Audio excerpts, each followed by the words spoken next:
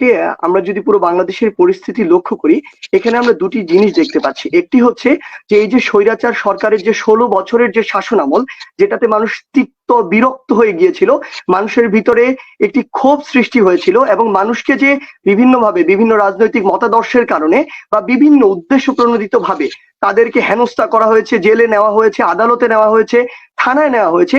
এইগুলোর সার্বিক কিংবা কিছু কিছু মানুষ ক্ষমতাসীন দলের দ্বারা যারা বিভিন্ন পোস্টেড ছিল, তারা কিন্তু অন্য রাজনৈতিক মতাদর্শের মানুষগুলোকে নানাভাবে অত্যাচারিত করেছে।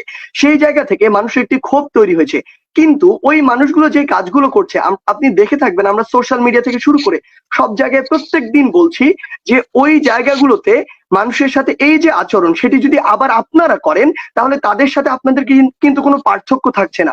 সেই জায়গা থেকে আমরা এটি বলছি যে বাংলাদেশের অর্থনৈতিক অবস্থা কিন্তু এখন ভালো নয়, এবং আমরা যা ক্ষতি করছি এগুলো কিন্তু জনগণের ট্যাক্সের টাকায় তৈরি হয়েছে। তাহলে আলটিমেটলি এই ক্ষতিগুলো কিন্তু আমাদেরই হচ্ছে।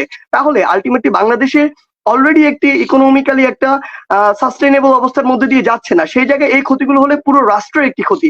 আমরা আমাদের জায়গা থেকে সেই জায়গায় মানুষদেরকে আহ্বান জানাচ্ছি যে এই রাজনৈতিক উদ্দেশ্য প্রণোদিত যে হামলাগুলো বা ক্ষোভের কারণে যে হামলাগুলো, এগুলো থেকে আমাদের বের হয়ে আসতে হবে।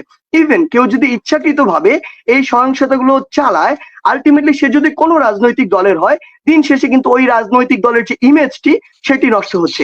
এটি একটি জায়গা। আর আরেকটি যে জায়গাটি ছিল যে আমরা আমাদের এই যে অন্তর্বর্তীকালীন সরকার, আমরা আমাদের জায়গা থেকে একটি প্রস্তাবনা দিয়েছি। আমরা আশা করছি, সেনাবাহিনীর প্রধান অলরেডি ঘোষণা দিয়েছেন যে আগামীকাল রাত ৮টায় এটা শপথ হতে পারে।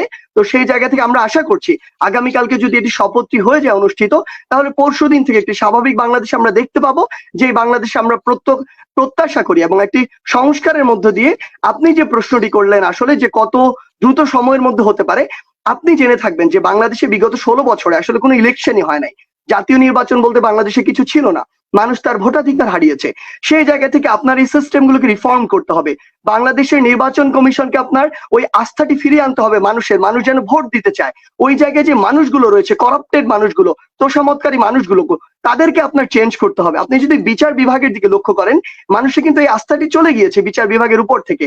আপিল বিভাগে ওই বিচারকগুলোই বসে রয়েছেন যারা সরকারের তোষামত করতেন। এই জায়গাগুলোতে আমাদের রিফর্ম করতে হবে। আমার যে পুলিশ বাহিনী, এই পুলিশ বাহিনীর উপরে আমরা দেখছি কিছু বিভৎস ঘটনা ঘটেছে আসলে। কিন্তু সত্যি কথা বলতে আমি আমার জায়গা থেকে বিশ্বাস করি মানুষের ক্ষোভগুলো আসলে পুলিশের উপরে নয়, মানুষের ক্ষোভ হচ্ছে ওই পুলিশের ওই পোশাকটির উপরে, যেই পোশাকটিকে ব্যবহার করে এই স্বৈরাচার সরকার বিগত ১৬ বছর ধরে মানুষকে নানাভাবে নির্যাতন করেছে, হয়রানি করেছে, জেলে এনেছে, আদালতে পাঠিয়েছে। মানুষের একটি সামগ্রিক কালেকটিভ একটি ক্ষোভ তৈরি হয়েছে ওই পোশাকটির উপরে। আলটিমেটলি এই স্বৈরাচার সরকার ওই পোশাকটিকে ইউজ করে এই কাজটি করেছে দেখে পুলিশের উপর একটি ক্ষোভ তৈরি হয়েছে। তো সামগ্রিক এই যে সিস্টেম গুলো, আমরা আশা করছি দ্রুততম সময়ের মধ্যে হতে পারে, এটি নির্দিষ্ট আমি সময় বলছি না, যত দ্রুততম সময়ের মধ্যে এগুলোর একটি সংস্কার হয়ে এই যে সরকার আমাদের, সেই সরকার যদি মনে করেন না এখন একটি জাতীয় নির্বাচন দেওয়ার উপযুক্ত সময় হয়েছে, আমরা বিশ্বাস করি তখনই অতি দ্রুত সময়ের মধ্যে এই নির্বাচনটি হবে।